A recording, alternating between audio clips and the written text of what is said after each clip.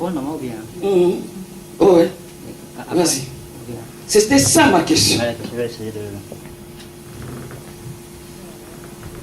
Tu étais tellement rapide, je n'ai pas posé ma question. Merci, maman. Bon, en fait, l'évangile de la prospérité, en fait, c'est une évangile parmi tant d'autres dans la Bible. L'Éternel dit, nous allons prospérer. Voilà, nous allons prospérer. Mais la grande recommandation qu'il nous donne, c'est de faire d'abord du royaume notre préoccupation. Amen. Cherchez d'abord le royaume et tout le reste vous sera donné dessus, quoi. Par-dessus tout.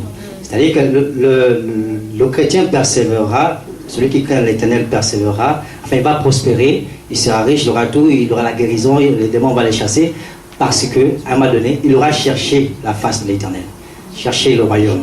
C'est-à-dire c'est dans notre activité, dans notre travail pour Jésus-Christ, dans notre travail pour l'Éternel, en fait on fait d'abord l'œuvre de Jésus, et on cherche que son règne s'établisse. Nos prières continuellement, c'est que ton règne vienne, ton règne vienne, ton règne vienne, Seigneur Jésus-Christ, montre-nous ton royaume, que ton royaume descende.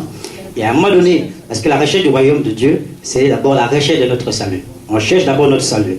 Et comme on cherche notre salut, l'Éternel nous dit que nous faisons des bonnes œuvres, c'est-à-dire nous faisons les œuvres pour l'Éternel. Et quand nous faisons les œuvres pour l'Éternel étant reconnaissant, il les rétribue. Dans sa rétribution, c'est ce qu'on appelle la prospérité. La prospérité ne vient pas parce que nous sommes chrétiens. La prospérité vient parce que nous avons fait quelque chose pour l'Éternel. Et comme on a fait quelque chose pour l'Éternel, l'Éternel nous rétribue. Là, je peux en Oui, maman. Mon frère a dit que la prospérité vient. C'est ça l'évangile. Je reviens tout à l'heure, je disais que l'évangile de la prospérité, c'est une évangile qui va perdre le peuple. C'est-à-dire que c'est une évangile qui va amener le peuple à sortir de la grande préoccupation. Parce qu'il y a dans Matthieu 6, Dieu dit, il y a deux points. Le premier point, c'est celui-ci. Cherchez d'abord le royaume. D'abord, le royaume. Ensuite, tout vous sera donné par-dessus tout. Donc, d'abord, une préoccupation première, c'est le royaume. Or, l'évangile de la prospérité, c'est le surcroît. C'est-à-dire que notre préoccupation devient maintenant le surcroît, le par-dessus tout. C'est-à-dire que lorsque on prêche rien que ce n'est pas faux ou bien ce n'est pas interdit, ce n'est pas condamné de prêcher l'évangile de la prospérité, mais n'est pas fait l'évangile de la prospérité la seule évangile, ou bien en fait n'est pas gaver le peuple uniquement de l'évangile de la prospérité. Il faut l'amener à sa grande préoccupation, sauve d'abord toi-même, sauve ton âme. Amen. Et pour te sauver toi-même au nom de Jésus-Christ, il faut chercher d'abord le royaume. Et Jésus-Christ te dit, Dieu nous dit, la maison c'est moi qui va faire pour toi. C'est ça la prospérité maintenant. C'est-à-dire, la prospérité c'est tout maintenant la préoccupation que Dieu a pour nous parce qu'on fait ses œuvres. Je vais prendre un exemple, maman, avec la Sunamite. Dans 2 Rois 4, donc il y a la Sunamite qui fait quelque chose pour l'Éternel à travers son serviteur. À un moment donné, Élisée, qui est son serviteur, va poser à celui qui le sert, il va dire, mais la femme qui nous fait du bien là, c'est quoi son problème? Le serviteur d'Élisée va dire, non, mais en réalité, elle n'a pas de problème puisqu'elle est riche. Elle a tout ce qu'il lui faut.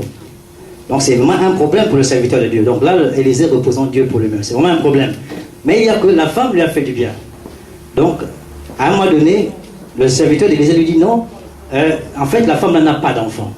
En ce moment, Élisée dit, ah oui, dans ce cas, l'année prochaine à cette heure-ci, précisément, la femme là aura un bébé. Mais la femme n'a pas demandé de bébé.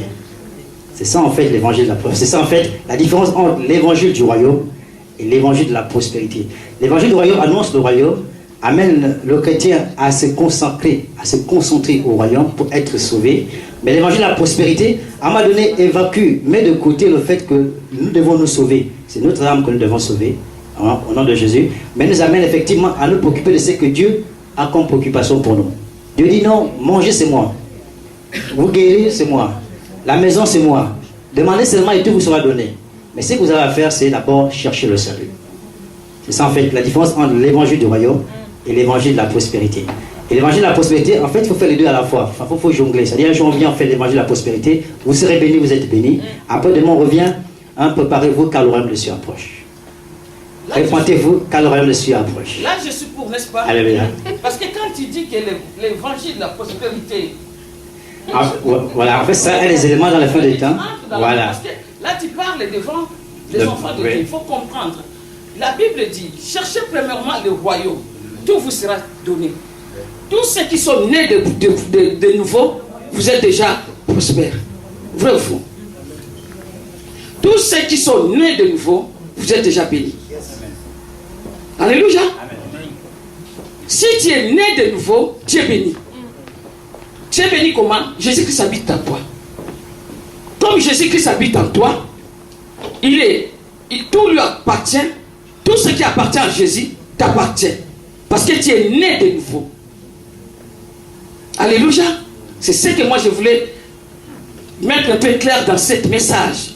Parce que quand on parle de cet évangile, ça n'existe pas. Oui, cherchez premièrement le royaume. Tout vous sera donné. Parce que je sais qu'un chrétien né de nouveau, bien aimé, elle est déjà bénie. Vrai ou faux? Un chrétien né de nouveau, tu es béni. Parce que l'esprit qui habite en toi, c'est Jésus-Christ qui a dit dans sa parole, nous sommes héritiers de Dieu, co-héritiers de Christ. Ça veut dire quoi? Nous sommes déjà bénis. Amen. Nous sommes la tête, non la queue. Nous sommes le premier, on ne sera jamais en bas.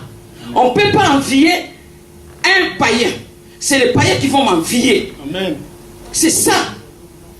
Parce qu'il a dit dans Apocalypse 5, il a fait de nous des sacrifices.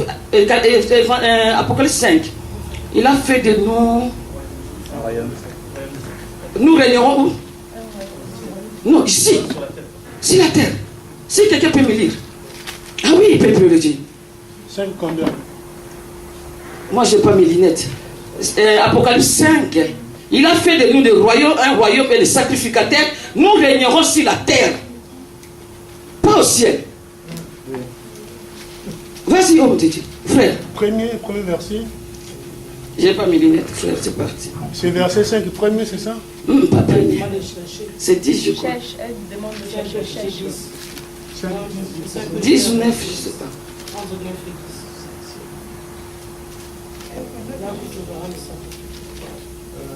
Ah oui, c'est le verset 10. 10. Vas-y, frère. Apocalypse 5, 10. 5, 10.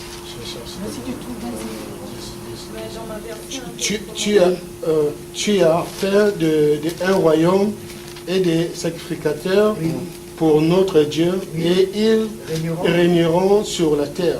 Il, là, c'est moi et toi. Alléluia. Amen. Tu ne peux pas aller envier les païens. Alléluia. Amen. Moi, ce que je vous dis, c'est la vérité, c'est ce que j'ai vécu. J'ai vécu à la télé, excuse-moi, pasteur. J'ai regardé la princesse, moi, pasteur. J'ai regardé la mariage des princesses de Londres, là. Et j'ai commencé à envier tous les tenues, là. J'ai dit, ouh, en tout cas, c'est terrible, là. J'ai regardé, du coup, l'Esprit de Dieu me dit, elle est la princesse des rois de cette terre. Mais toi, tu es la princesse des rois des rois. Amen. Alléluia, peuple de Dieu. Amen. Nous sommes des princes, des princesses, des rois, des rois. On n'a pas envié les reins de cette terre. Amen. C'est pour cela qu'il a dit, nous régnerons sur la terre. Alléluia. Si l'homme de Dieu nous dit, l'évangile de prospérité, ça veut dire, donner 1000 euros, demain, Dieu va te donner 2000 euros, c'est faux. Vous ne voulez pas lire la parole de Dieu. C'est pour ça que vous tombez dans les données. Mais oui. Parce que quand Dieu va te bénir, personne ne sait. Même pas moi la servante, je ne sais pas quand Dieu va te bénir. C'est mais les jours que tu vas récolter, personne ne connaît. Mais quand tu médites la parole, quelqu'un qui vient te demander, donnez-moi 1000 euros. Onction l'huile 500 euros. Tu viens acheter une bouteille d'onction l'huile de 500 euros. Ça se passe à pas rien. Parce que tu n'as pas la connaissance de la parole de vérité. C'est ça. L'onction de prospérité, il n'y a pas. Il n'y a pas d'onction de prospérité. C'est ce que mon frère a essayé de nous montrer. Il n'y a pas d'onction de la prospérité. C'est Jésus qui bénit. C'est Jésus qui bénit. Tu es prospère tel que tu es là. Tu es béni. Je ne peux pas prêcher la bénédiction parce que je sais que vous êtes béni. Amen. Il suffit seulement de connaître ton identité. L'argent va te suivre. Amen. Alléluia. Amen. Que Dieu vous bénisse.